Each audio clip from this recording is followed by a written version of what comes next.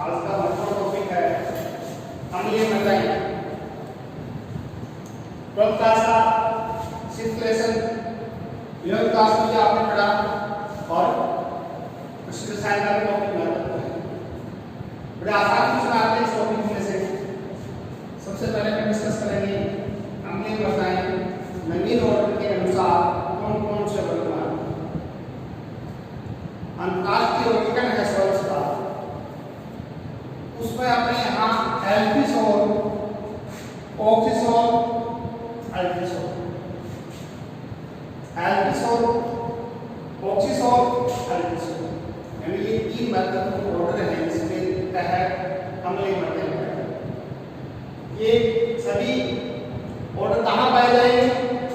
अधिक वर्षा वाले क्षेत्र में। ये बहुत इंपॉर्टेंट क्वेश्चन आया हुआ है बार बार। ह्यूमिड रीजन, अधिक वर्षा वाला क्षेत्र। अपने यहाँ अधिक वर्षा वाला क्षेत्र कौन कौन से हैं?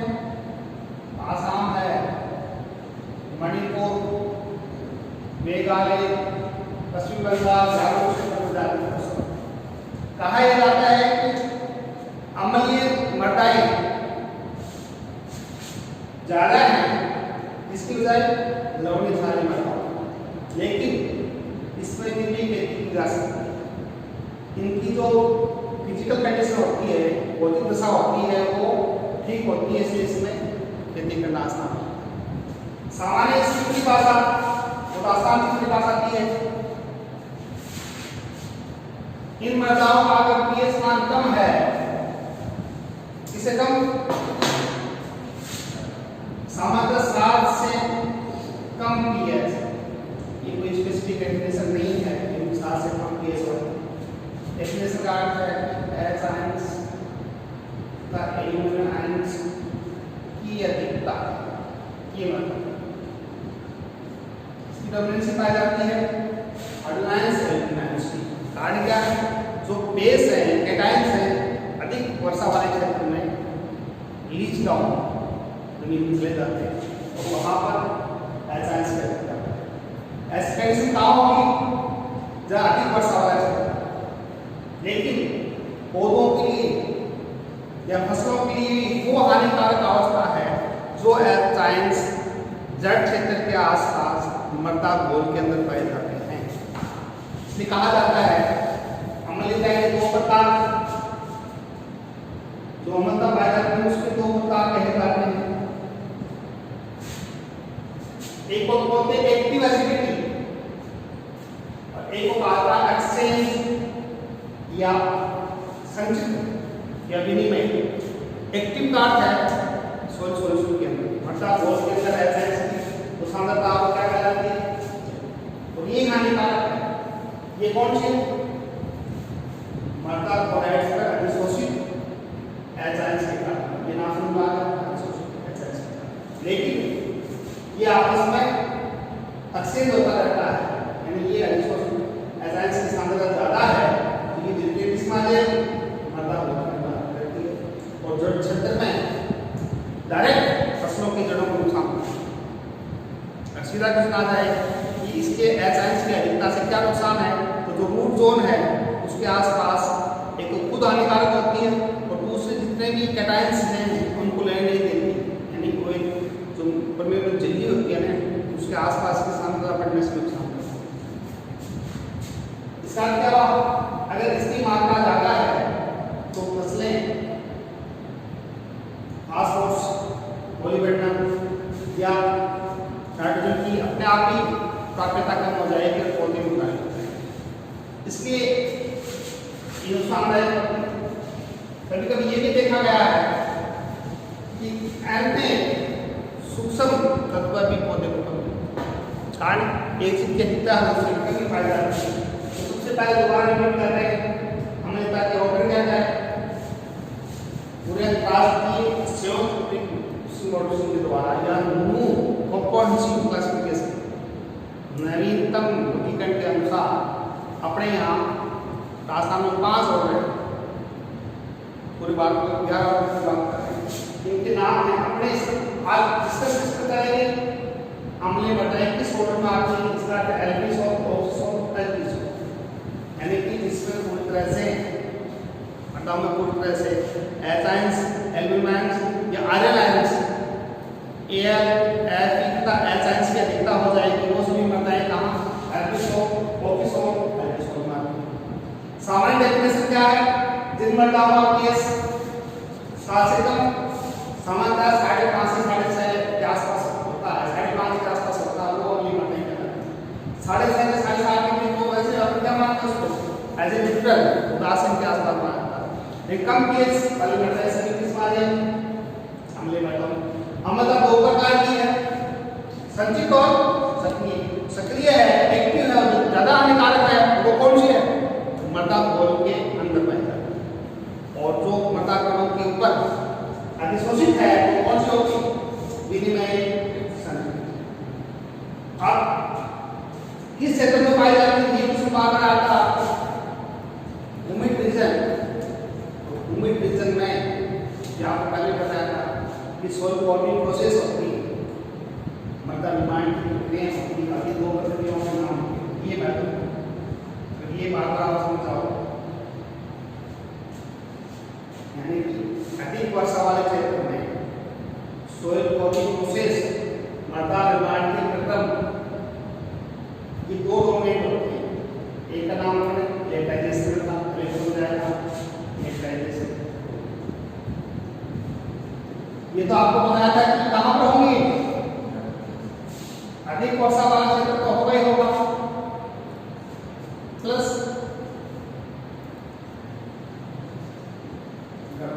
समझ गया? लेटाइजेशन प्रोसेस है, अधिक वर्षा वाला तो सही, लेकिन कोल्ड क्लाइमेट उसमें होगा क्या? एयर और एयर के ऑक्साइड का संचय और सिलिका का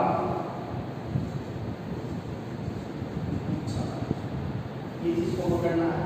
यानी उसकी मृदा प्रोफाइल में किसका संचय हो रहा है? Aluminium iron oxides. ये आयरन ऑक्साइड्स एक लाल रंग का लेटराइट प्रोसेस है, लेटराइट सोइल ब्रिक्स लाइक का। ये प्रोसेस कहाँ होगा? अधिक वर्षा वाले प्लस और ये प्रोसेस होना अधिक अम्लीय मृदा का सूचक है। इसका क्या हुआ? अधिक अम्लीय मृदा कैसे करेंगे? ये प्रोसेस आ गया। जहाँ कहीं मृदा में अधिक रेनफॉल होगा तो ही सिलिका जाएगी। ये कहा जाता है कि संपूर्ण प्रोफाइल से लॉस हो जाता है। समझने की कोशिश करना। एक तो एक ओरिजिन से लॉस हो, इतनी वर्षा होती है कि पूरी प्रोफाइल की वास आउट हो जाती है, सिलिका चली जाती है, मृदा के ऊपर क्या आ जाता है? Iron aluminium oxide. ये है लेटराइजेशन। ऐसा कैसा प्रोसेस है? दूसरा पोर्टोलीकरण या पोर्टोलाइजेशन। दूसरा महत्वपूर्ण पोर्टोलीकरण या पोर्टोलाइजेशन, ये दोनों। इसमें क्या आपको बताया? हाई रेनफॉल तो होगा, अधिक वर्षा तो होगी वहां, बस थोड़ा सा क्या है? ठंडी जलवायु। ये महत्वपूर्ण है कि थोड़ी सी क्लाइमेट जहाँ पर टेम्परेट है तो वहाँ ये प्रोसेस ज़्यादा होगा। तो इसमें इसका अपोजिट है, संचय किसका होगा?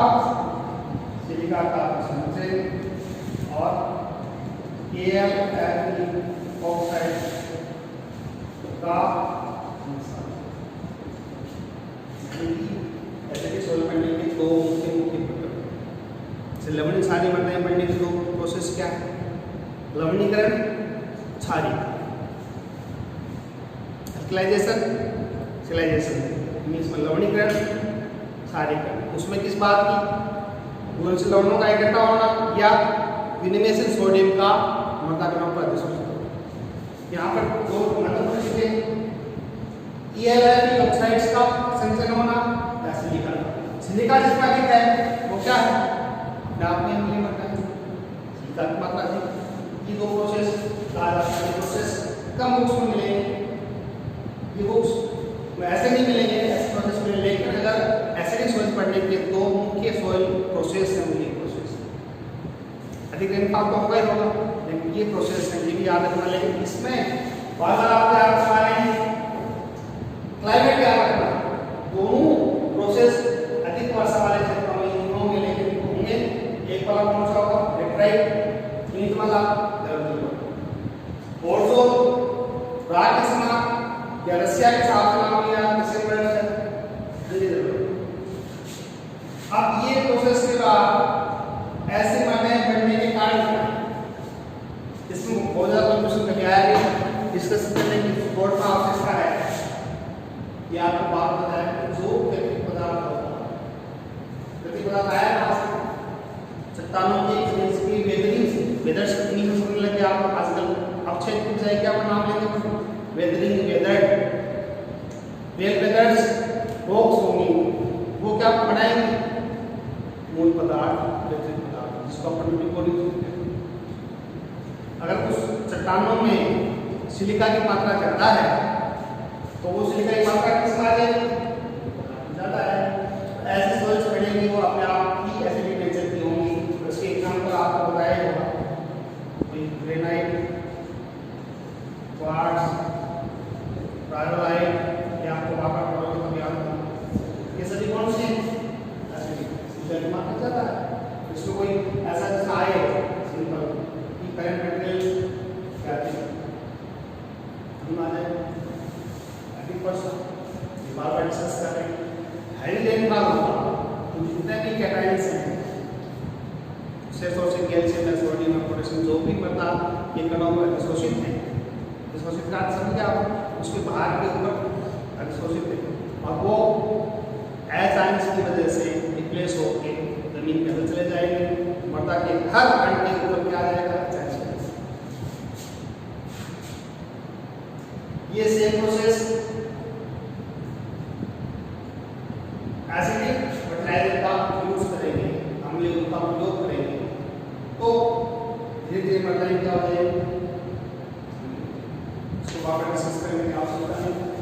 ये याद रखना है कि इसी का प्रयोग कि कौन सा उर्वरक प्रयोग करेंगे तो कितनी मात्रा में। इक्विवेलेंट एसिडिक की बात करें, तुल्यांकीय अम्लता, इक्विवेलेंट डालने का 100 केजी डालेंगे अपन एनाइड्स अमोनिया तो इसके बराबर कितना? 148। इसलिए इसकी इकाई नहीं है, इक्विवेलेंट है। तुल्यांकीय का अर्थ होता है इक्विवेलेंट उसके बाद।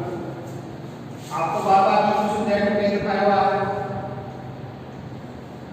और वैसे भी घटते क्रम में जिसको आप प्रयोग नहीं करते इंडिया 82% एनाइड्स अमोनिया का अर्थ नहीं है अमोनिया ही है, गैस क्या करेगी? धीरे धीरे मृदा के अंदर एजाइंस की अधिकता। ये चीज आपको पहले समझाई गई है, दोबारा समझाया आपको बार-बार बताया NH3 इसका ऑक्सीडेशन होगा और क्या बनेगा? NO2 और फिर क्या बनेगा? और यहाँ जो रिलीज होता है वो एजाइंस प्लस CO प्लस E। अपने को ये समझना है, समझाया एजाइंस आया कहां से? जितने भी अम्लीय उर्वरक हैं या जितने भी उदाहरण कौन होंगे? अमोनिया वाले, अमोनियम या अमोनिया वाले, नाइट्रेट सबके साथ ऑक्सीडेशन होगा तो बनेगा।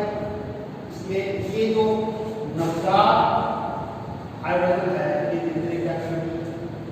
एकदम तो नहीं करते, धीरे धीरे धीरे धीरे मृदा कम करता है। ये ऐसा तुरंत बना इसलिए नवजात ये बड़ा आसान प्रोसेस दोबारा बताया था आपको कि प्रोटीन में सबसे अधिक नाइट्रोजन होता है। प्रोटीन से पेप्टाइडेज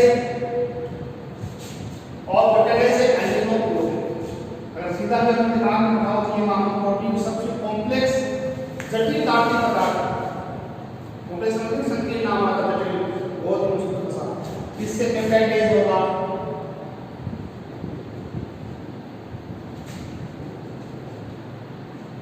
अमीनो यौगिक बनेंगे।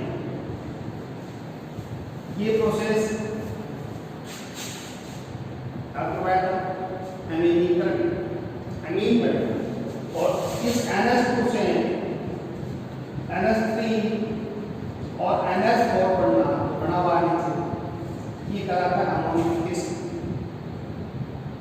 ये अनर्गल कंडीशन में है, उसकी आवश्यकता नहीं होती सामान्य में, और यहाँ पर ऑक्सीडेशन होगा तो एल्काइल बेस करेगा, यहाँ बेस नहीं करेगा। नीचे समझने की एक बात मिलेगी। क्वेश्चंस याद रखना, लेना सभी को याद है, मुझे पता है इस बात याद है, 11th क्लास का क्वेश्चन वैसे ये लगभग सेम प्रोसेस है। और तो एसिड बनाते हैं या कार्बनिक अम्ल बनाते हैं, कहाँ पे अधिक ऑर्गेनिक होगा, ये ऑर्गेनिक की बात कर रहे हैं, वो क्या करता है इसको क्या बोलते हैं, और ये कार्बनिक अम्ल बन के और कई कार्बनिक यौगिक बनाते हैं। ऑर्थोसिलिसिक एसिड ऐसे नाम सुने होंगे, इसका अर्थ है कि जो कार्बनिक पदार्थ ज्यादा होगा वहाँ सबसे ही क्या होगा, कार्बनिक अम्ल बढ़ेंगे और उन मर्दाओं का केस मान कम होगा। इसका चेन होना, इसका कोई रिमूवल ऑफ कैटायंस या removal of base due to high rainfall, अधिक वर्षा के कारण नीचे चले जाना, किसी नीचे ए और बी होराइजन से, तो प्रोफाइल की बात कर रहे हैं ना, ए होराइजन चले जाएंगे तो क्या होता है, ये सामान्य क्वेश्चन है, इसमें कभी बहुत ज़्यादा क्वेश्चन आया नहीं, फिर भी आपको डिस्कस करके बता दिया। अगला छोटा सा ऐसा का है, ये समस्या तो है, कौन सी समस्या, एंटीसोल की समस्या है, इसको कैसे ठीक करेंगे, हमें बताओ का सुधार क्या है।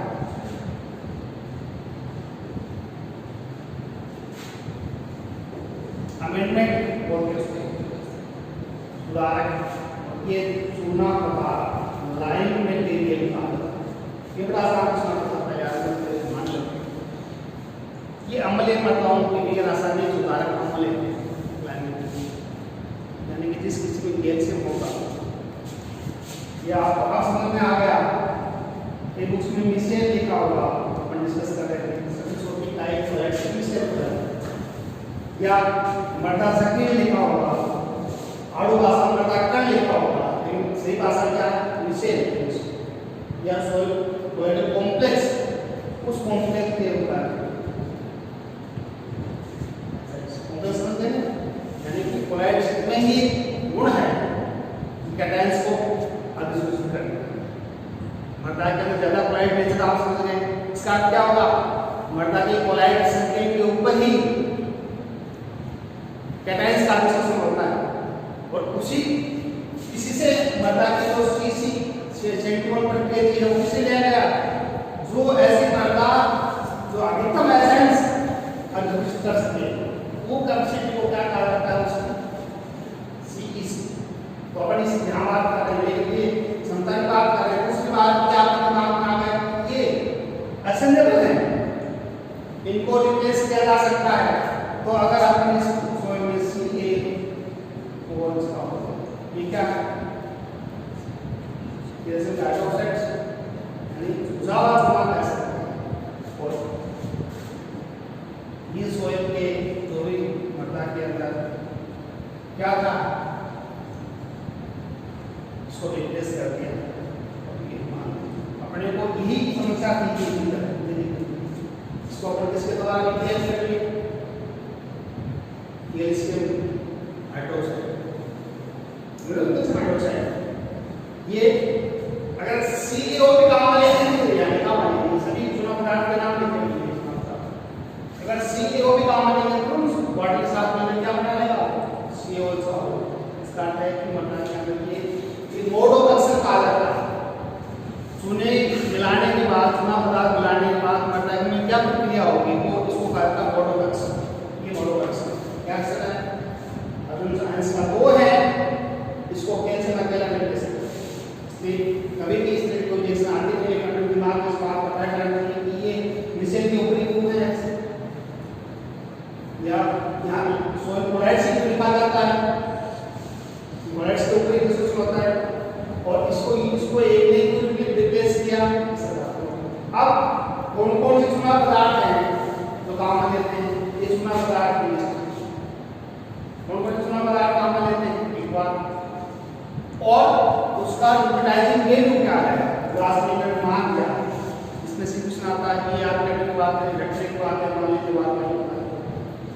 सबसे अधिक ये काम लेते हैं, कम लेते हैं, ये लेते हैं और इसकी इक्विवेलेंट है, इसका अर्थ है 100 केजी। ये जो गवर्नमेंट सामने है वो ये मानो उसकी इक्विवेलेंट उसके बराबर 100 केजी एंड 100% ही इसको रिप्लेस कर सकता है ऐसा इसको, लेकिन ये ज्यादा करता है। कौन से ज्यादा करते हैं, अफलाक कौन से अफलाक कौन से होते हैं, अफलाक कौन से। ये क्वेश्चन मैंने पहले समझाया था कि इसमें जिप्सम काम नहीं लेते, जिप्सम Ca ऐसा को उसको बोलते हैं जिप्सम। ये काम नहीं लिया जा सकता क्योंकि ये मर्दा के अंदर सल्फ्यूरिक एसिड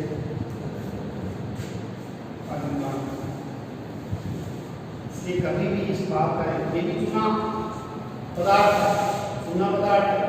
कैल्शियम को रिप्लेस कर देगा, लेकिन ये जो जल है ये इसके साथ मिल जाएगी, समझे आप क्या बना देगा।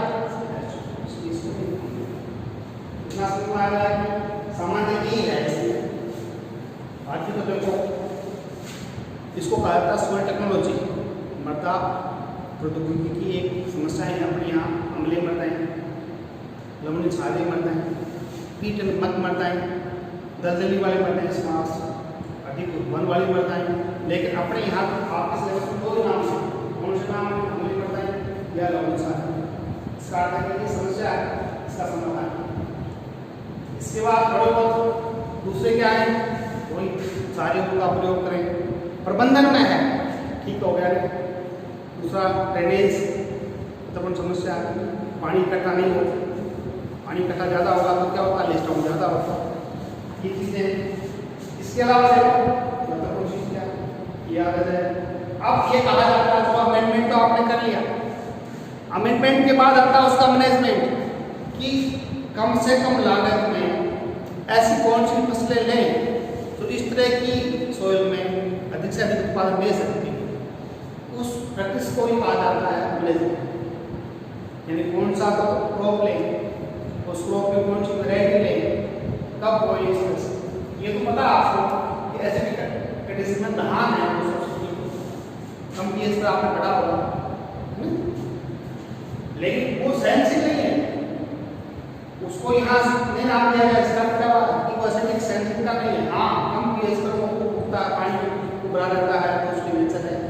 चाय भी होती है, यानी ये चाय का आसन का नाम आ गया, आपके दिमाग में आना चाहिए कि एसिडिक कंडीशन है, रेनफॉल को बता दो कि चाय अच्छी है, यानी ये चाय है, धान है, ये तो अपने आप ही मार आते हैं। लेकिन इसके अलावा हाईली टॉलरेट कुछ सेंसिटिव इसको कभी डिस्कस करेंगे। सेंसिटिव का अर्थ है वो सहन कर सकती, एक होता है रेजिस्टेंट प्रतिरोधी, ये सेंसिटिव है। रोडस घास, राई, टिपिकल राई और गेहूं का संकरण है, याद आ जाएगा। कुछ सेंसिटिव रोडस घास, राई, मध्यम सेंसिटिव की फसलें हैं तो सीरियल्स को गेहूं है और गेहूं संकरण कहते हैं। हाईली ससेप्टिबल एल्कालाइन, इस क्वेश्चन को आप पकड़ लेना, आप क्वेश्चन नहीं होगा। अधिक संवेदनशील जो फसल है वो है इसको हम कहते हैं, यानी कि ये बहुत कम मात्रा में, ये बाकी बुक्स में लिखा हुआ हाई ससेप्टिबल संवेदनशील, ये तो हाई रेजिस्टेंट या टॉलरेंट। टॉलरेंट की बात करें, टॉलरेंस का अर्थ है सेंसिटिव, रेजिस्टेंट का अर्थ है प्रतिरोधी और सेंसिटिव ये इसका है संवेदनशील।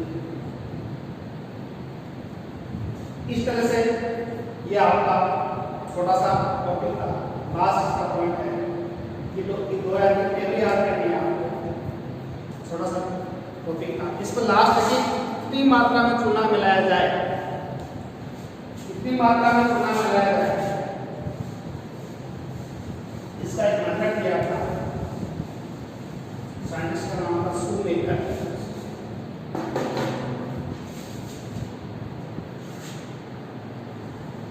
चूने की मात्रा का निर्धारण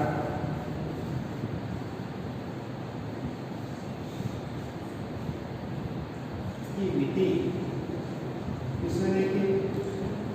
शूमेकर नामक वैज्ञानिक।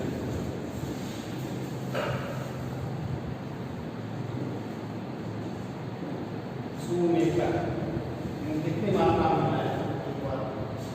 दूसरी बात, कौन कौन से ऐसे न्यूट्रिएंट हैं जो इस प्रकार की सॉइल्स में, इस प्रकार की कंडीशंस में अवेलेबल होते हैं?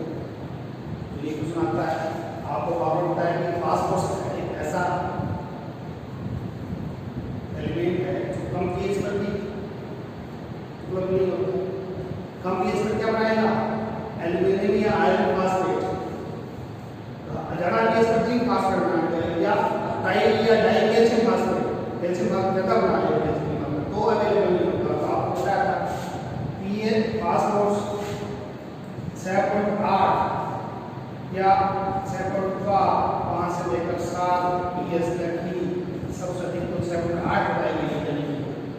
ये 7.5 इतने का मतलब है ना कि लोग रिसर्च करते हैं कि एक साल में उसी किस्म में 6.5 पीएच रख के देखा जाए कितना पौधे को मिला, 6.8 पीएच रख के देखा गया। सैंपल की एक्सपेरिमेंट इसमें क्या 7.8 पीएच वाला, इसमें 7.5 वाला, इसमें लेकिन उसका कंक्लूजन ये निकला कि 6.5 और 7 के बीच वाला है। लेकिन कम पीएच पर क्या हो जाएगा? ये एल्यूमिनियम आयरन फास्फेट, इसलिए इसमें बात रहा है अम्लीय मात्राओं में फास्फोरस की पीक की पूर्ति के लिए रोक फास्फेट का प्रयोग करना। रोक फास्फेट या बेसिक स्लेट